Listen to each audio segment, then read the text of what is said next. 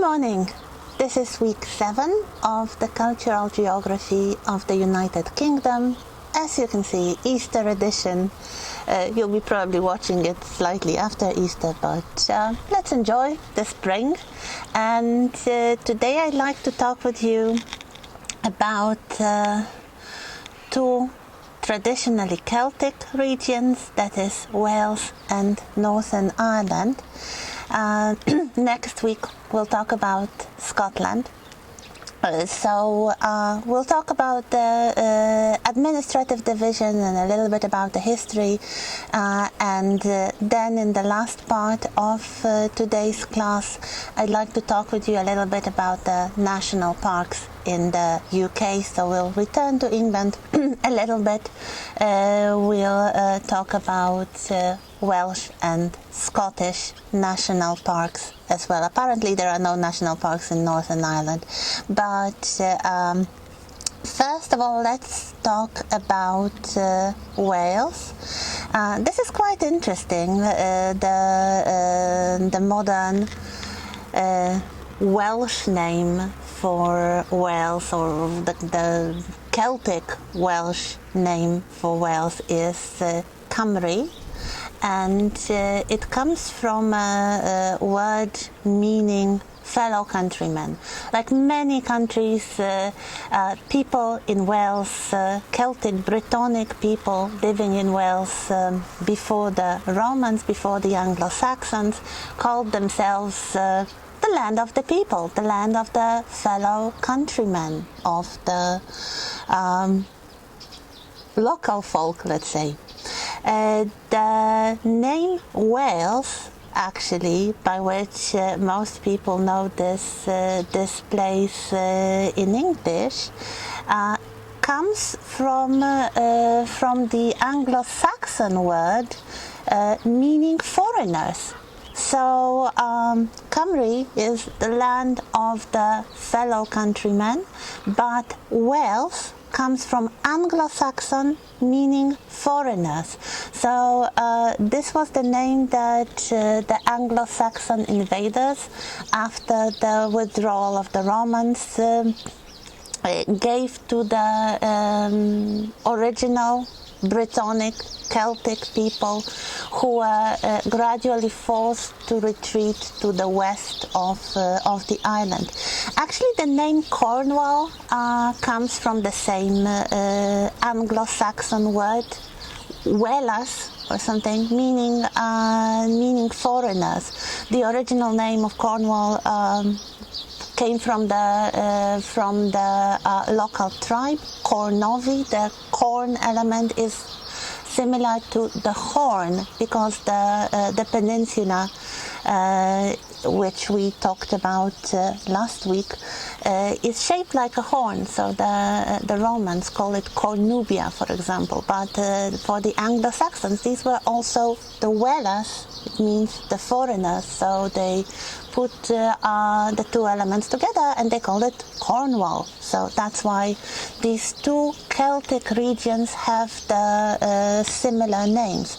Actually, if we look at the Roman name Cambria, it comes from Cymru, from the Welsh name Cymru, and also, as you know already, the Lake District's Roman name is Cumbria, which comes from the same root, meaning the fellow countrymen, in the original Brittonic language that later developed into modern Welsh. So the Lake District was also a Brittonic region, at least under the Romans. So here we have the etymology of those western lands of the Isle of Great Britain. If we look at the division of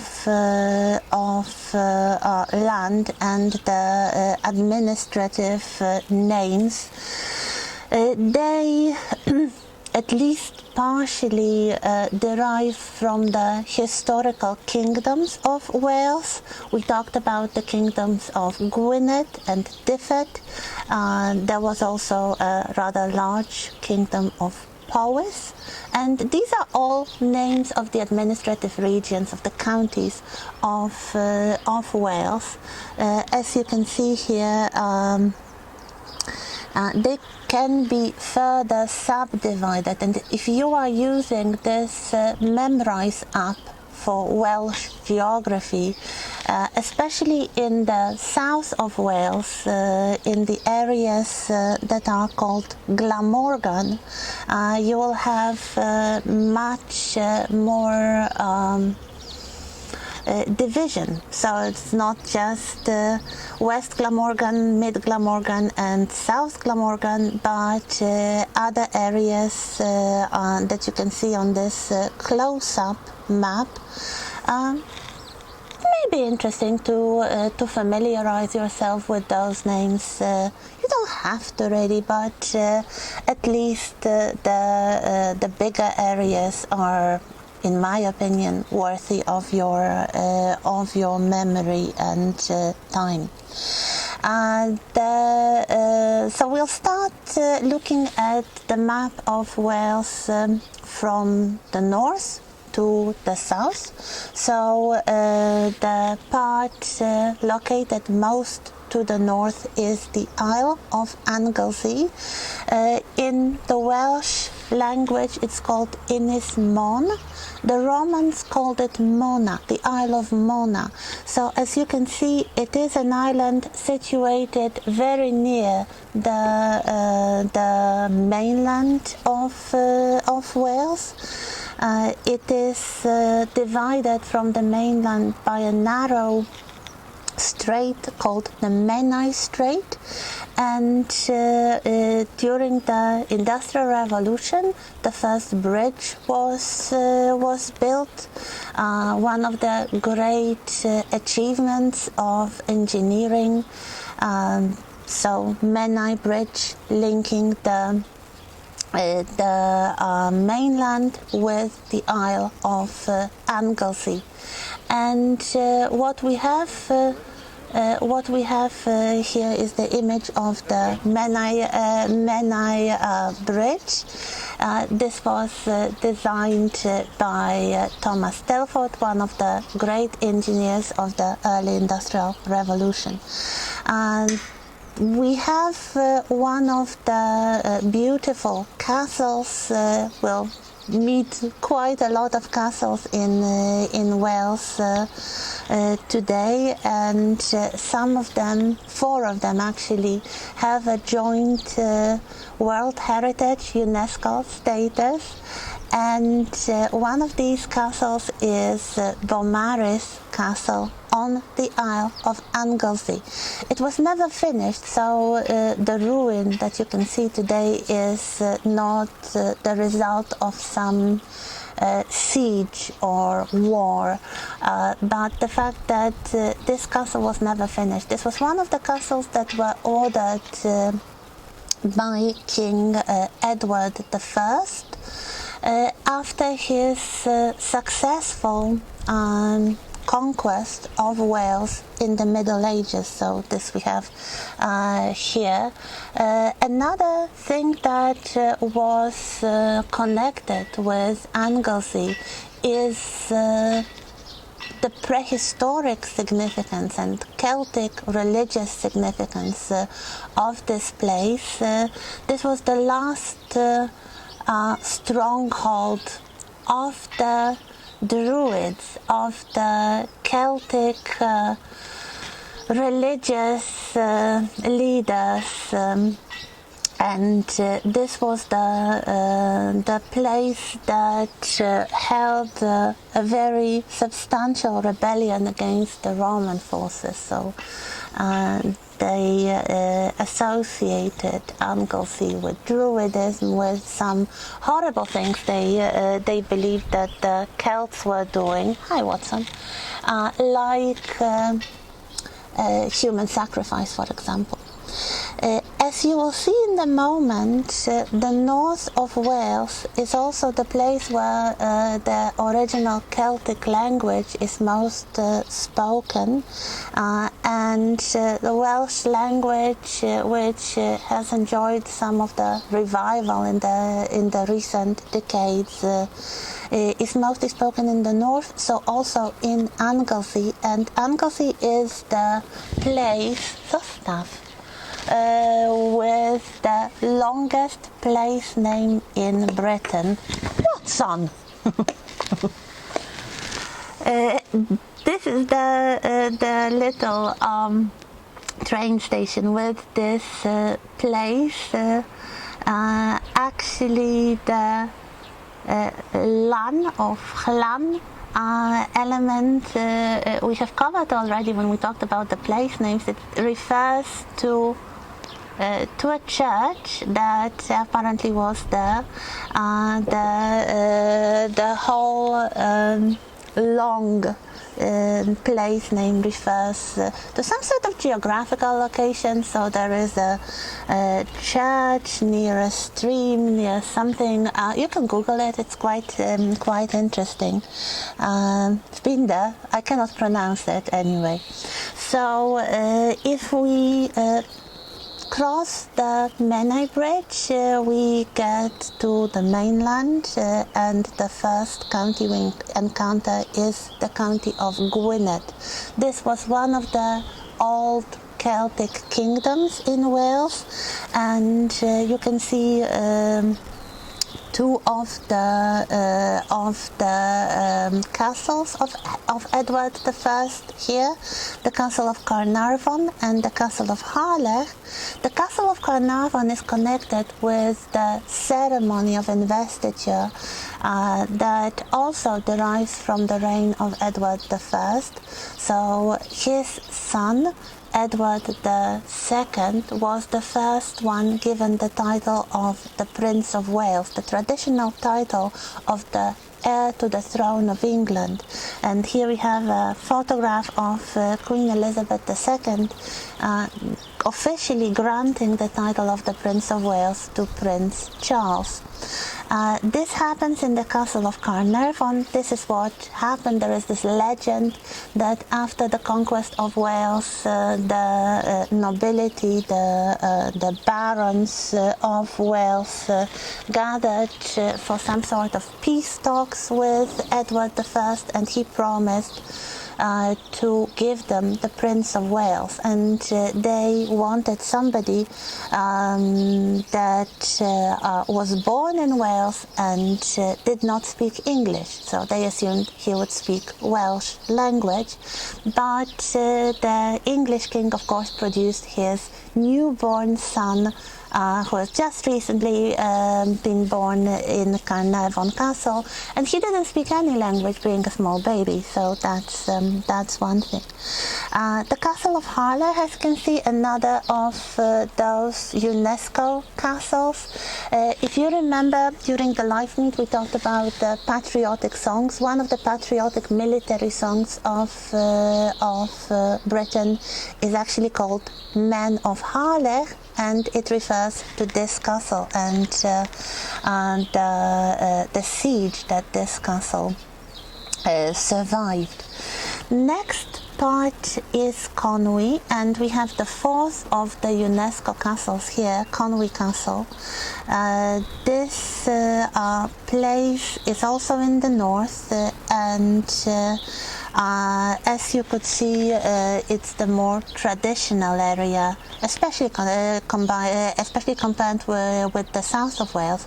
So we have the image of a woman wearing a traditional regional costume, especially the hat, those kind of top hats, slightly slanting crowns, worn with headscarves or head caps beneath.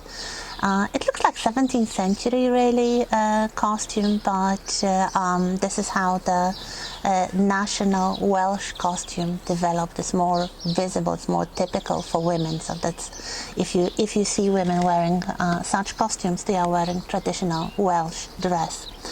The coast of Conwy is quite popular with holidaymakers. In the 19th century, there were a few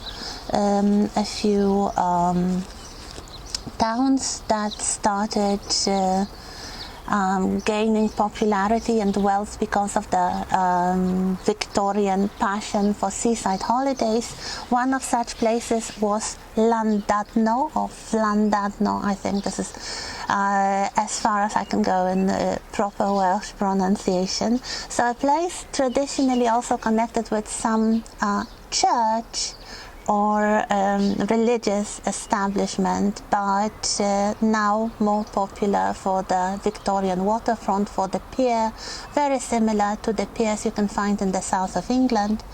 And so that's a beautiful little seaside town. As you will see later on, the north of Wales is also a part with a lot of natural beauty. So we have the National Park of Snowdonia with the highest peak of Wales called Snowdon. We'll return to the national parks in a while, just to locate the first of them here. Then we have the county of Clwyd, if this is how it's pronounced, the border county with England, with another very interesting UNESCO site, the aqueduct built in the times of the Industrial Revolution, so late 18th century, early 19th century. This is when this development boom started, and this is the aqueduct that connects two canals. So it's actually the bridge for the canal barges to pass over a valley containing a river. Very interesting, as you can see here. We have a photograph with a barge passing. There are quite a few such developments in eastern Wales, also in England, as you could see. We will probably return at some later stage to the Industrial Revolution and the monuments of the Industrial Revolution, but one of the most interesting is the the aqueduct. When we talk about the UNESCO sites, I promise I will learn to pronounce it. There are also some interesting historical houses that are now museums, so you can visit them. One is Plas Newydd in Llangollen, or Llangollen. It belonged at the turn of the 19th century, so again the similar time frame as the Industrial Revolution. It belonged to two ladies, the ladies of Llangollen, who were Irish noblewomen who escaped together from Ireland because their families wanted them to marry some people they didn't like, and they lived together in this beautiful house collecting art. So it's now a lovely place to visit, and the ladies themselves are something of, you might say, LGBT icons nowadays, although in their lifetimes they denied that their friendship had any sensual aspect to it. We will never know, but anyway, the place is very interesting, and the history of these two women is very interesting as well. Another very interesting place to visit is one of the houses belonging to the National Trust. We'll talk about the National Trust later on. Erdig House in the county called Wrexham, which is part of the Clwyd, so a smaller place. This house is very interesting. It actually wins all kinds of opinion polls for the favorite historical home to visit, because it's not only the building that survived, but the entire content, including the servants' quarters and the objects of everyday use, the art and the furniture. This is one of the places I actually visited. All of the places here I had the chance to visit, and this was one of the most interesting historical houses in Britain, full stop, with a lot of interesting stuff to be learned about the daily lives of the people in the 18th and 19th century. Then we move south to the largest county in Wales called Powys, so one of those historical kingdoms. Here we have the royal seat, Powys Castle. This was actually rebuilt in the 19th century, early 19th century. The owners enriched themselves on the slate trade, so the kind of stone that could be used for roof surfaces, really. This castle here with the beautiful gardens, actually Queen Victoria visited some of these places, and Powys Castle was one of the places she stayed. They had a special bed for her made of slate, so very heavy bed, but I guess with comfortable mattresses. And there is a very interesting garden there as well, as also another of the national parks, the Brecon Beacons National Park. As you can see, a mountainous area with some interesting walks and some mountain lakes and peaks and such. The last thing here on the slide is another residence, a very interesting, although smaller residence called Craigienoss Castle from the 19th century.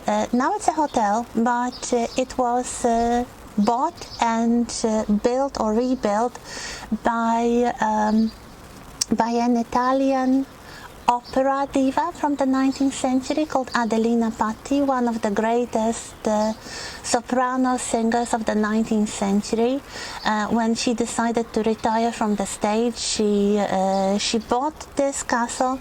She even had a small theater in which she performed for her guests, and she lived there until she died.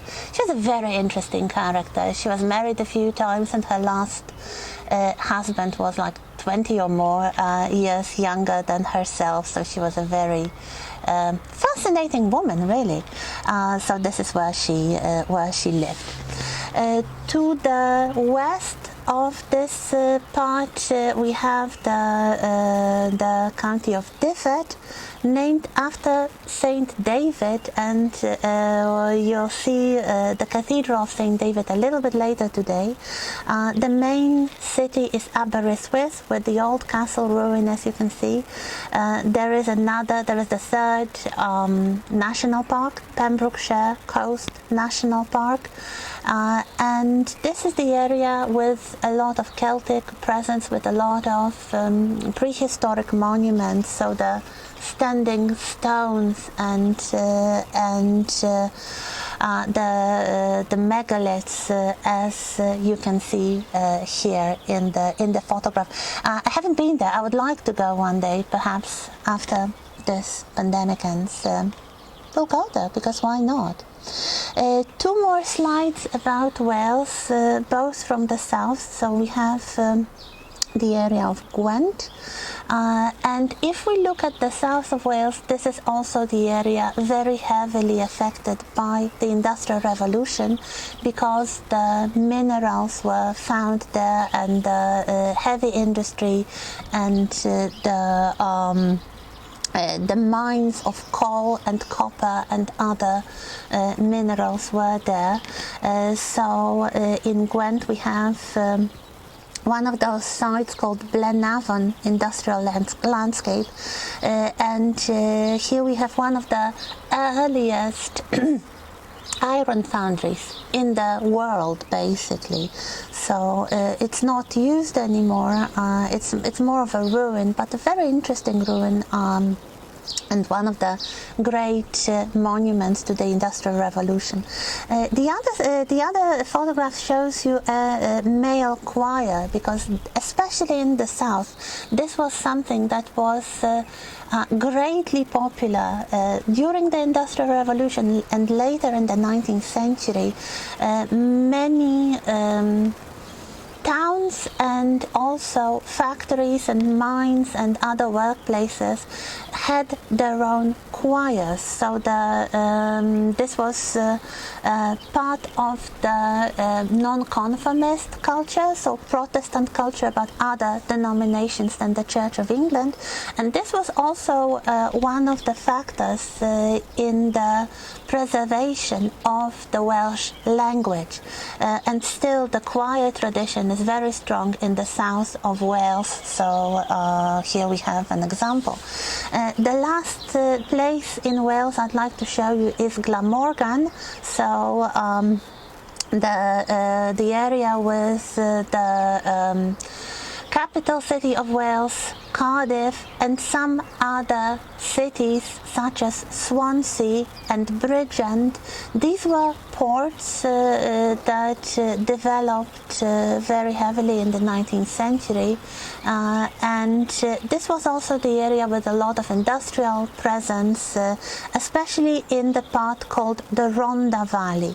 Rhondda Valley, as we can see, is the place with mining for coal and other minerals. So this is the place with the most population, with the most industry, also pollution. Now much of it is really being redeveloped and changed into the historical monuments, but it was there. So that's Wales, and now we move to Ireland.